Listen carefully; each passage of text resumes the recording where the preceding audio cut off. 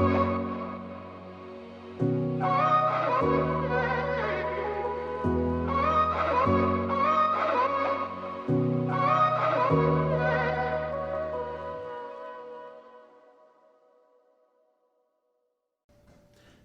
everybody, and welcome to the Bare Necessities. I'm Bear Kalesqua. I am the Religious Education Chaplain and Director of Communications for First Unitarian Universalist Church of Austin here in Austin, Texas. Today we are making fudgy brownies. Plain, simple, absolutely delicious. I'm going to walk you through my whole brownie recipe, including making actual chocolate fudge that goes in them. Or if you just want to make fudge, just watch about the middle of this. So to start, we need to gather our ingredients, which is 8 ounces by weight, or about 1.5 cups of good chocolate chips. We're going to also have 12 tablespoons of fat. What I started with was 8 tablespoons, or 4 ounces, a stick of butter, and then another 2 ounces, so 4 tablespoons of avocado oil. With that, you need 1.25 cups of sugar. That's just plain white granulated sugar. With that, you also need 2 eggs, 2 teaspoons of vanilla extract, 3/4 cup of all-purpose flour, and then also a 1/4 cup of cocoa powder. Again, I use the Hershey's dark cocoa powder because I love dark chocolate and it adds a nice flavor. But you can use any that you want, Dutch process or not. And then a teaspoon of salt. And then I also have a tablespoon of very highly concentrated decaf espresso. It's ice cold because I made it from instant. So usually for like a tablespoon of water, you would add just a few granules. I added equal parts, so 1 to 1. It's going to be very potent, but it adds this richness to it that just can't be skipped.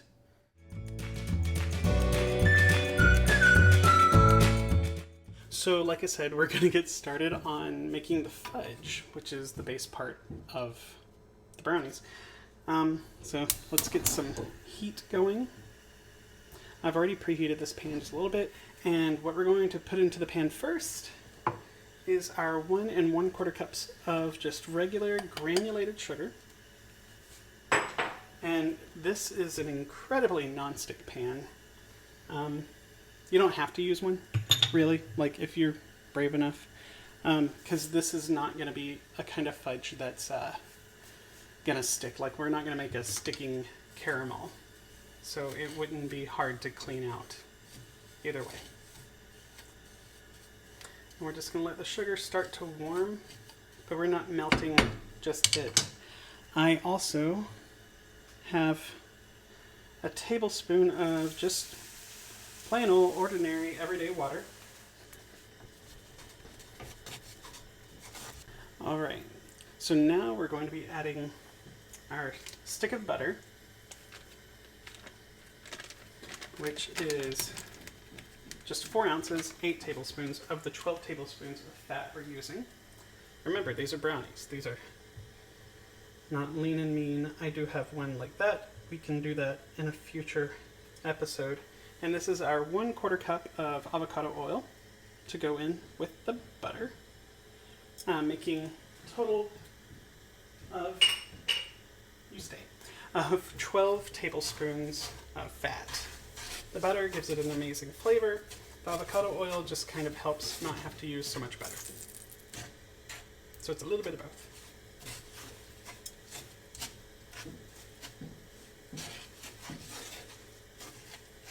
We're going to let that continue, and you will see crystals kind of start to form in this. That's fine, whatever.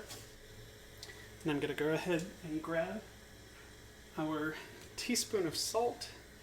What we're looking for right now at this stage is for the sugar to start just melting a bit. So it's got a little way to go as far as heat is concerned, because it is still granulated. So it's still, we still have a little bit of a journey. This is not a fast part. The sugar is starting to melt for us. It's awesome. And once we have a little bit of a bubble, we're going to watch the outsides. And once we have a little bit of a bubble going, I'm going to add our our corn syrup that we have. Remember, this is the Caro corn syrup, and it's just 2 tablespoons. But Caro, as we said in Louisiana, or Caro, depending on where you're from. I prefer dark for brownies, but I had light. So we're going to get the benefits of the actual corn syrup and the chewiness that it gives, but we're not going to get that distinct, almost molasses flavor. Although personally, if I had some blackstrap molasses, I would have done half and half on that. All right, it's time for the corn syrup.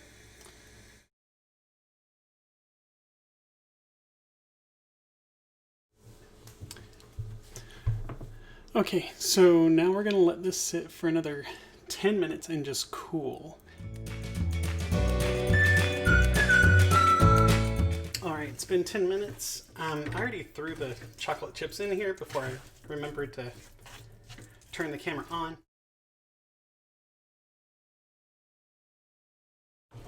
So now let's get back to the big counter and put the rest of this together. See you in just a second.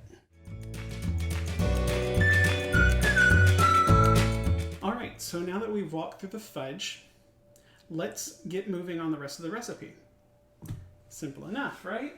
So we grab our fudge, which in the course of me filming more has set up a little bit more. It's cool. We have to pop it in the microwave for just 10 seconds to loosen it back up, because through the magic of film, this cooled off a little bit more. So it may have set up a little bit. That's fine. I can handle a little bit of extra work. Since you'll be doing this far faster than I would be, it's all right to just go ahead. All right, so I'm going to be cracking in our 2 eggs. All right, so moving on from technical difficulties, I have the 2 eggs in here, and let's just start mixing. While your fudge is still slightly warm, it's the easiest to mix in, and you're going to want to kind of whip this in. And while I was making the fudge, remember I said you'll come across the little chunks. This is about the time you'll start seeing them, and you could just go ahead and break them up on the side of your bowl. Or again, leave them and have lovely little extra bits of caramel there in the middle of your brownies. Really, it's delicious. So I've got those mixed in pretty darn well, and as you remember, the fudge kind of set up pretty nicely. So this is what it does. All right, to this, I'm gonna go ahead and add our 1/4 cup of cocoa. Come on, everybody out. Get that mixed in. All right, so your 2 teaspoons of vanilla. And then my tablespoon of strong coffee. You can just use like leftover day-old coffee. It's fine. You just need a little bit. So those are mixed in. And if you can't tell, this has gotten remarkably darker. The cocoa helps. And then finally, we're going to add our 2/3-ish of a cup of flour. I'm only going to put it in a little bit at a time and then adjust it as we go. All right, so that first is in. It's going to go ahead and take all of them. This is a very, very thick brownie batter, so be prepared for that. All right, so I just grabbed a spatula, and we're going to get the brownie batter into the brownie pan. It looks kind of a mess. Wow. It looks kind of a mess because it is.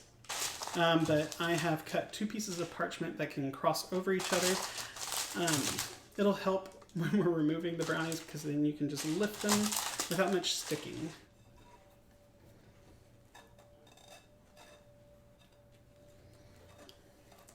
All right, and we just get this in the pan. And what I have here is just an 8x8 brownie pan. This is a ceramic one.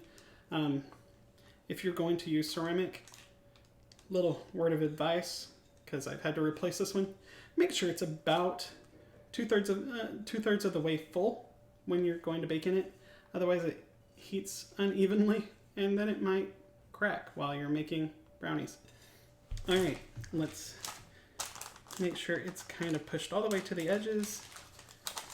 And as it cools, it will set up and it will look a lot like actual fudge. You don't want to eat this, not with raw eggs in it. And we are going to bake this just starting at about 30 minutes, and then we'll check it from there. You're going to have the split top and then a really moist center, but we need the center to be only softly set. Then we'll take it out and let them sit, and they will finish baking just from the residual heat.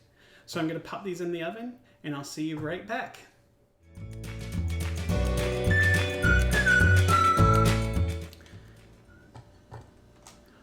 All right, so I just got these out of the oven, extremely hot.